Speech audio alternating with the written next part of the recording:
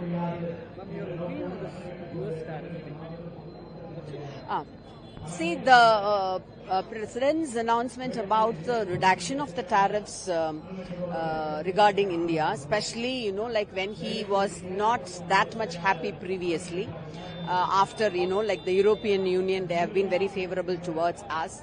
He obviously stated that I was not happy with the way India is going ahead.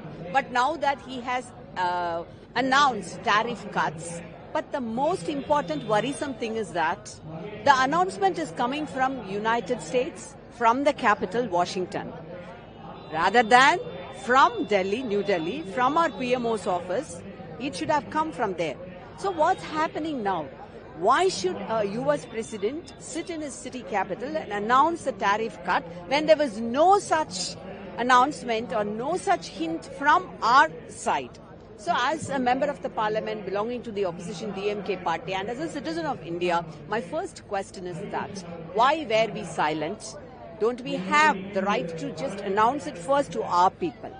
Also, now that, like there will be external as well as internal pressure to stop our buying of the crude oil from Russia, what are we going to do? Are we going to just get everything from Venezuela, on which US has set its eyes upon, which is not in a very democratic way? So these are very important questions for which India needs to be answerable in a diplomatic way as well as in the mercenary part of it, in a trade part of it also.